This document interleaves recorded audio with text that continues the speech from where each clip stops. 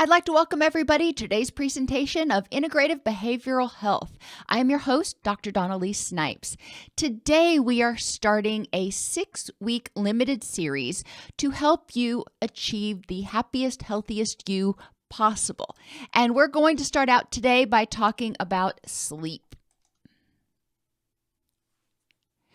It's important to recognize that more than 80% of Americans have imbalanced neurotransmitters that are caused by poor health behaviors, Hpa Axis dysregulation, lack of effective distress tolerance and coping strategies, and just unhealthy environments. Life happens. Crap happens. But there are many ways that you can bolster your physical and psychological reserves so you can deal with life on life's terms or deal with that inevitable stress a little bit better when it happens. Each weekday for the next 6 weeks, I will be discussing strategies and life hacks to help you improve your health and mood. Let's talk about sleep real quick. A good night's sleep equals 4 to 5 full sleep cycles, each consisting of periods of deep sleep and rapid eye movement sleep, both of which are critical to the biology of sleep. Different things happen during deep sleep than happen in REM sleep, but they're both essential for health and well-being. So briefly, let's just talk about, what are some of the things that adequate sleep can help us with?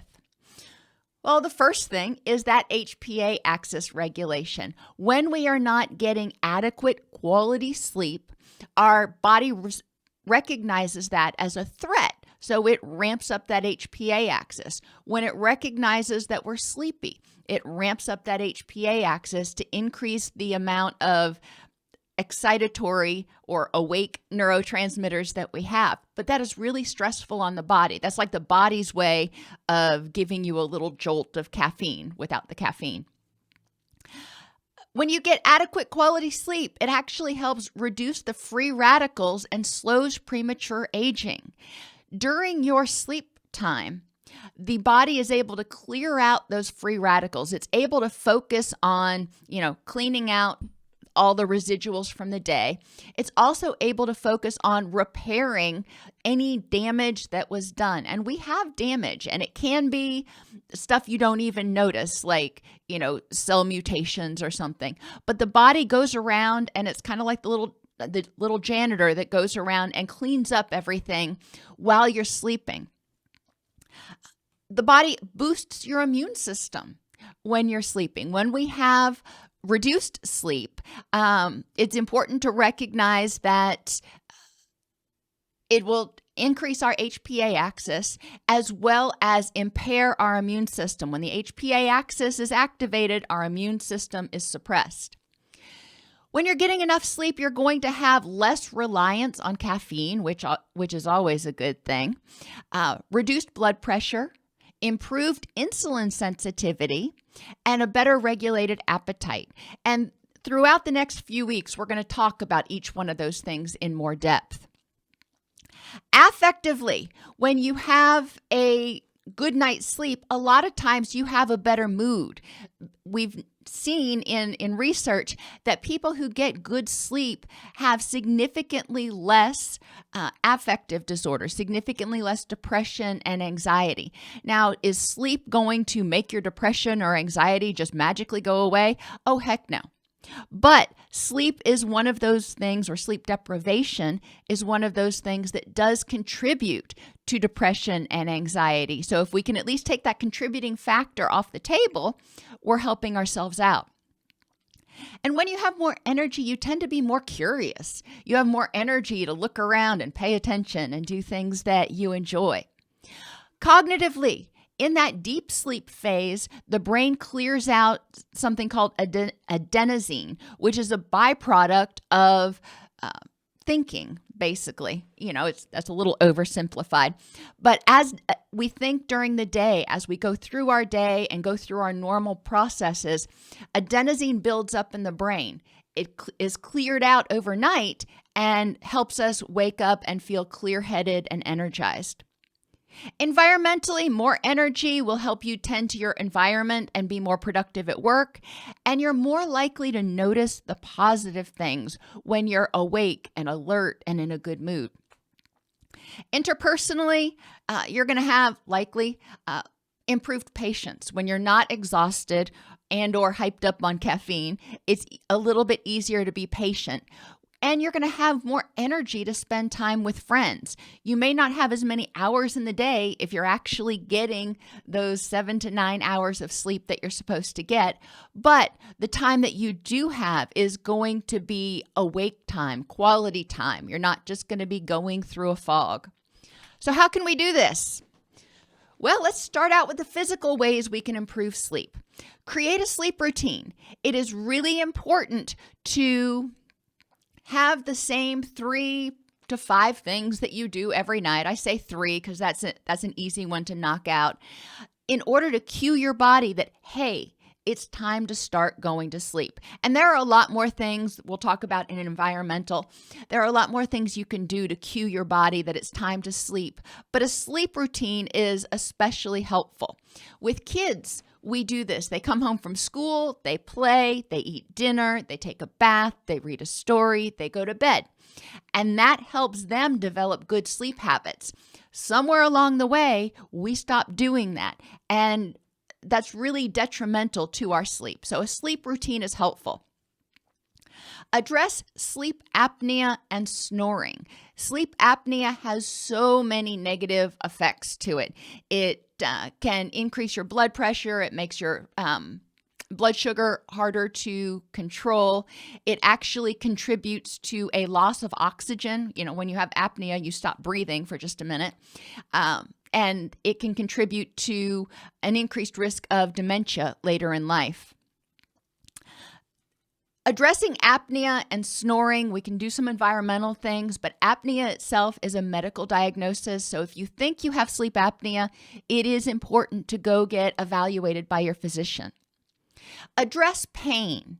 And there are a lot of things that you can do to address pain aside from pharmacological interventions. Sometimes you're going to need pain meds, but most of the time, if you are engaging in proper ergonomics, if you are stretching, if you are taking care of yourself as much as possible, massage, guided imagery, heat and cold, all of those things can help address pain. And it's important to talk with your doctor about non-pharmacological interventions that can help, because especially the opioids do have a negative impact on our sleep quality. So if we can get away from using opioids to address pain, that's great. But we do need to recognize that if we're in pain, we're probably not going to sleep as well. Address allergies. This can mean taking allergy medication, getting allergy shots, getting a good filter, HEPA filter to have in your room to address allergies. Whatever it is that you can do in order to minimize how much you are coughing and waking up in the night, and improve your ability to breathe through your nose so you are not as likely to snore. All of those things are going to help. Cool down. This is another thing. A lot of people think that they need to, take a hot bath and get warmed up to get ready for sleep. And in actuality, it's just the opposite. When we are going to sleep, our body needs to cool down. So it's important to not do too much that's going to get you, super overheated, like take a really long bath or a hot tub or, go out and go on a really long run right before bed. None of those things are going to help you in the short term when you are trying to improve your sleep.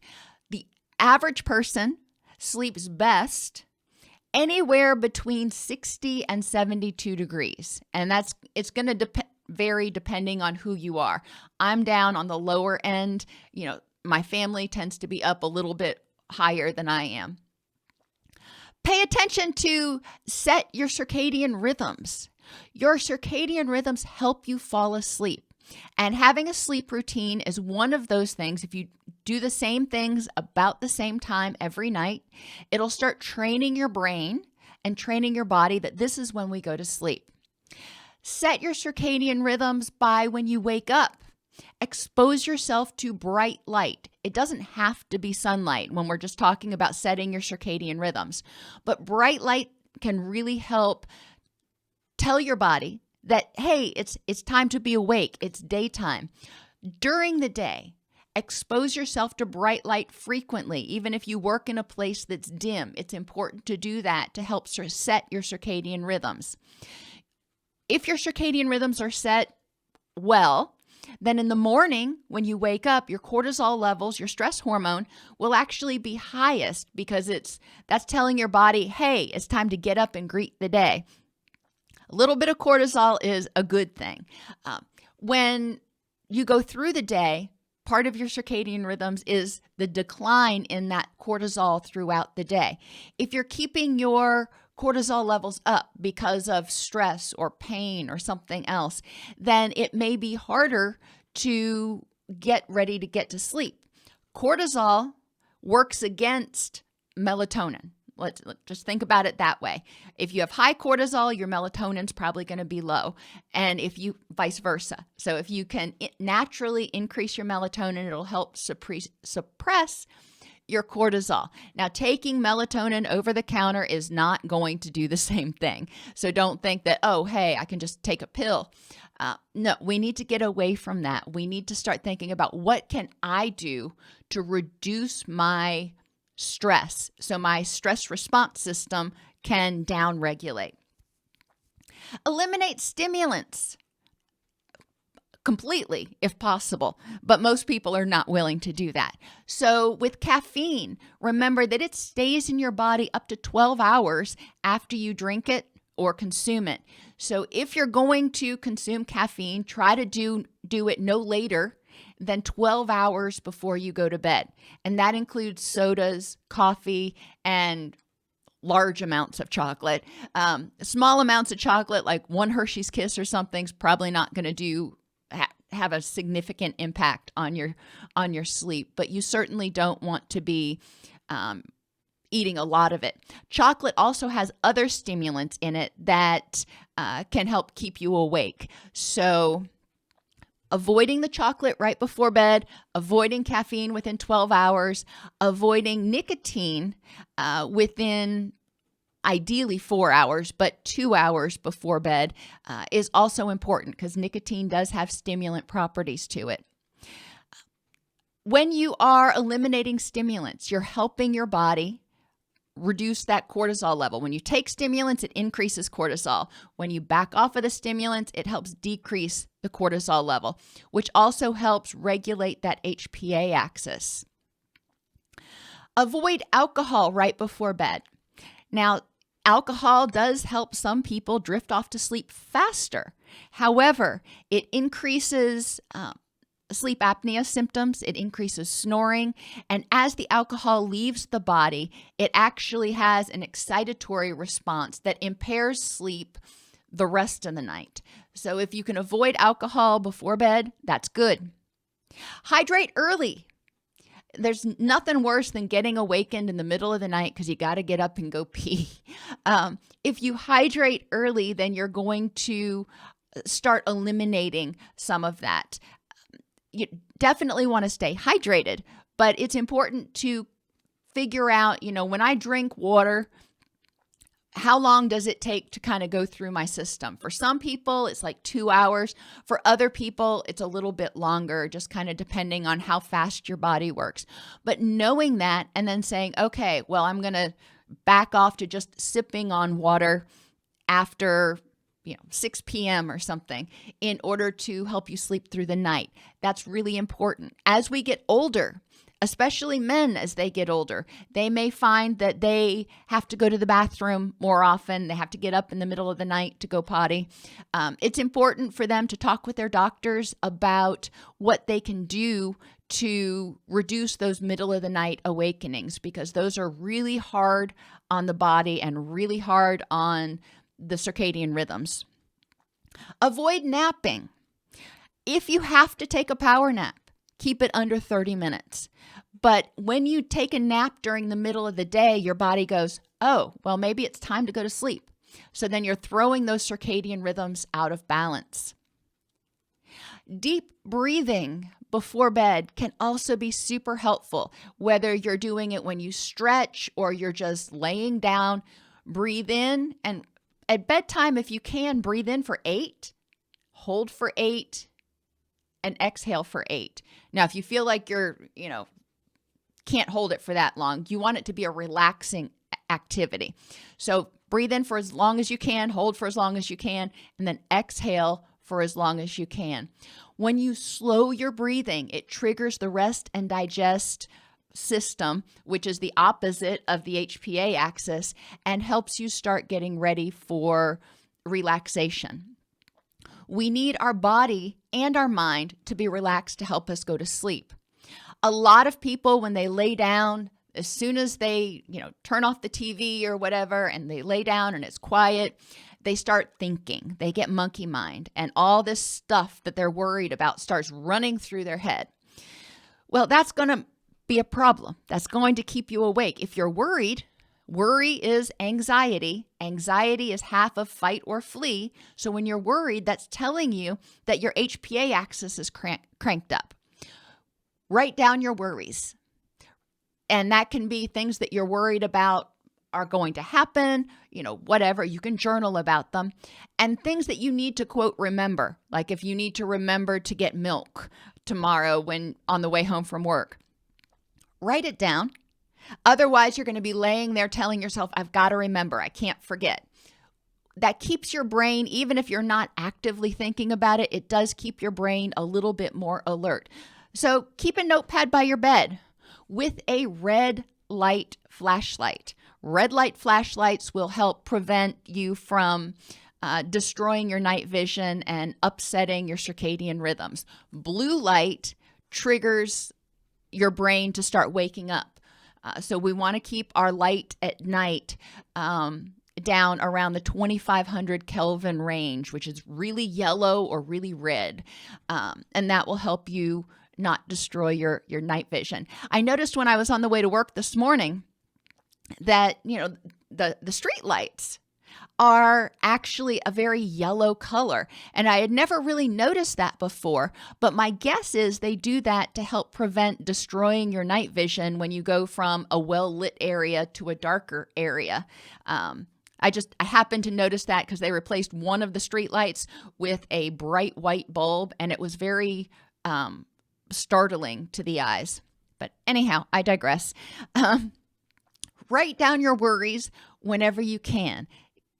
Keep a pad and paper and a red light by your bed. Or if you put things on your mobile device, if you have a notepad on your mobile device, make sure that you have a blue light filter installed that is on from about 2 hours before you go to sleep until you wake up in the morning. That way, if you do wake up and turn on your mobile device, it won't disrupt your circadian rhythms. Take 10 minutes when you're laying down or getting ready to lay down. Take 10 minutes to focus on the positive or have an attitude of gratitude. That can help get your mind over to something that's more positive and can also help broaden your focus. Too often, we focus our attention on the negative, on our stresses, on our frustrations. It's important to also, take those blinders off so we don't have that tunnel vision on the negative and see the positive. They've found that spending 10 to 20 minutes focusing on the positive every day helps improve people's mood. But doing it right before you go to bed can also help trigger some of those relaxation chemicals and when you're not thinking about stressful things and you're thinking about happier things. Meditation is great, as is progressive muscular relaxation. And I have several different videos on the YouTube channel that you can watch that are different examples of meditation, progressive muscular relaxation, and guided imagery. A lot of people have other meditations that are on YouTube, so I suggest that you explore different types of meditation, different scripts for guided imagery, or you can even make your own. Environmentally, it is important to have blue light during the day. So light that is 5,000, like daylight bulbs, 5,000 Kelvin or brighter, or, or bluer, I guess is the better term, and have it as bright as possible. The further away from your head a light bulb is, the less intense the lighting on you. So you can have a 100-watt bulb, 100-watt equivalent, because, ideally use LEDs so it's easier on the environment. If it is, on your desk, you're going to be getting a much more intense dose of bright light than if it is 8 feet in the air in the ceiling. Do consider eliminating blue light 2 hours before bed. That means either get a blue light filter or turn off your mobile devices and your television. They do have at least a device, if not multiple devices now, that you can actually attach to your television that will turn on a blue light filter at a certain time of night. So you, just like you have it on your mobile device and on your computer, it can be on your television too if you feel like you need to watch TV in order to get sleepy. It's also important at night when it is time to sleep to have it as dark as possible. If you feel comfortable sleeping with a sleep mask, then that's great. If you don't, doing as much as you can to eliminate any sources of light are going to be important. If you feel like you have to have a night light for some reason, having a red nightlight, just like the exit signs and stuff in the movie theaters, is less problematic than having one that is blue. So do try to do that. So bright light during the day, 5,000 Kelvin or above in terms of color temperature. At night, have it 2,500 Kelvin or below.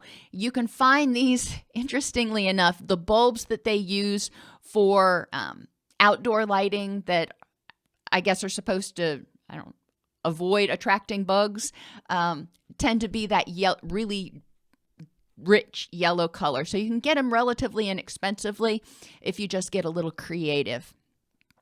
You can also put those yellow lights, those yellow bulbs, in your lighting in your room or wherever you spend the last 2 hours of your night.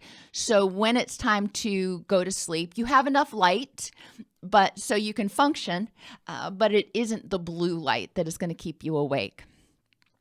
Noise. Noxious noise we want to get rid of. Any noise when we're sleeping is going to potentially wake us up.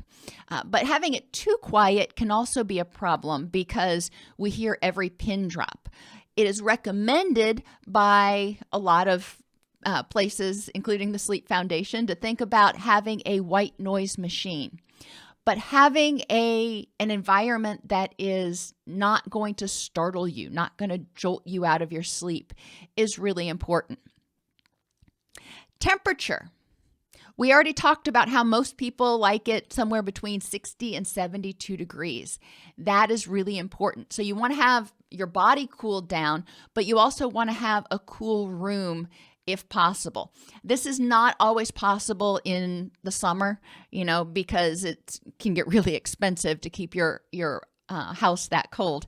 So thinking about having they have little portable swamp cooler things that you can have on your bedside table now. I find those are really helpful because it cools the air right around me, but I'm not having to crank up the air conditioning. Smells. Obviously, you don't want to smell something stinky all night long. So get rid of any stinky smells in your room. Try to keep your room as pleasant or neutral smelling as possible. And consider aromatherapy. Lavender and chamomile have both been shown to help people fall asleep more quickly. You may find other aromas work better for you. There's also valerian and catnip and patchouli. Do some investigation if you're interested in aromatherapy into which essential oils work best for you. In terms of allergens, get rid of them. Try to have a filter a HEPA filter in your room, even if you don't have really bad allergies, an air filter can usually benefit in reducing even minor allergies, whether it's dust or pollen or something like that. Allergens will keep you up, even if they don't actually wake you up. If you are coughing or you're getting stuffy during the night, which in the nose, which causes you to open your mouth, you may start snoring, and it's kind of a downward spiral from there. So address allergens as much as possible, which takes us to critters. You want to try to ideally keep the animals out of the bedroom. When they move at night, even if you're not really noticing it, they're not waking you up enough to notice it. When they move, they're probably waking you up. And they do contribute to allergies for a lot of people. So the recommendation is to keep animals out of the bedroom. I violate that one every single night, but we've got to pick and choose our battles, don't we? Ergonomics are really important. Make sure that you have a pillow that is ergonomically sound for how you are built. Your neck, your spine should stay in alignment when you are sleeping. So think about if you sleep on your side or if you sleep on your back, the best height of pillow to keep your neck in alignment so you are as relaxed as humanly possible. Make sure that you have a good bed, a good mattress. We all have experiences probably where we've slept on a mattress where, it's got divots in it because people have been sleeping in the same place, in the same position for so many years on that mattress. And that is going to throw off your ergonomics. The Sleep Foundation recommends replacing your mattress every 5 to 10 years. But definitely consider rotating your mattress or flipping your mattress periodically to avoid getting those, impermanent imprints there that may contribute to poor ergonomics. If you sleep with a partner in your bed, consider having separate blankets and make sure that when you're choosing your mattress, you try to choose a mattress that you're not going to feel every time that person turns over or moves. Because again, just like when the animals move, when your partner moves, that can wake you up. Separate blankets, same thing. When they turn over, one partner often is the blanket hog and the other one ends up cold.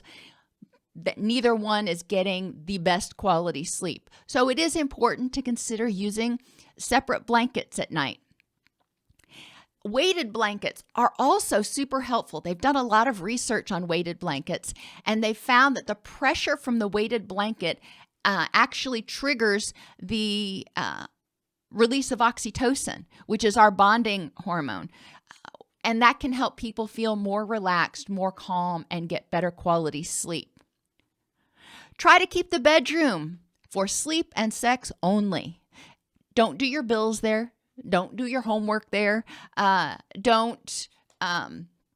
Definitely try not to argue in the bedroom because the residual reminders of negative things that happen in the bedroom can make it a stressful place to be. Your bedroom should be an oasis, somewhere where you can go and relax and kind of get away from the world. And interpersonally, oxytocin, as I just mentioned, does help us relax and get to sleep more easily. Consider using the loving kindness meditation, and I've talked about that in other videos, particularly the one on meditation. You can also look online and you can find other scripts for the loving kindness meditation. But a lot of times we harbor resentment, frustration, irritation, suspicion, negative feelings about other people or the world. And using the loving kindness meditation can really help us get into a very positive mental space where we are attracting positive energy and we are trying to relax and develop hope. And finally, sex. Sex has been shown to help people relax. Yes, if it can also cause you to heat up a little bit, but it is counterbalanced by the release of dopamine and oxytocin that help you get to sleep a little bit faster. So I believe those are 29 different strategies that you can try to start improving your sleep.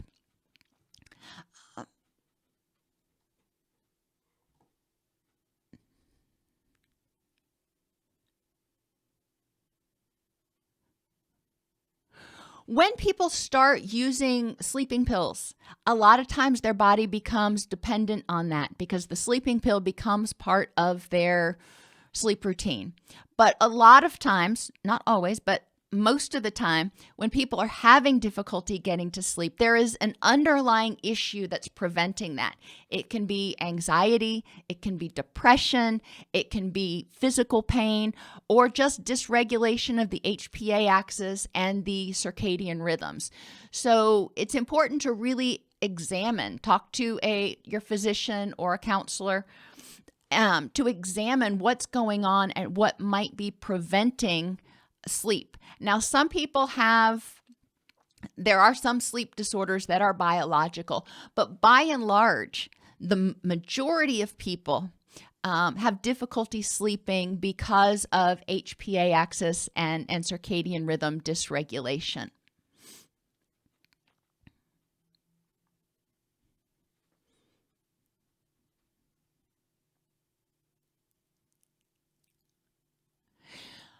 Remember, when you're thinking about the environment, it's important to address noise as much as you can. White noise can be helpful. Noise blocking headphones can be helpful. And earplugs, if you're willing to do it, can be helpful. Now, I don't like to not hear. I like to be able to hear. So I would rather have white noise that kind of drowns out everything else than not be able to hear. But that's me. Are there any other questions?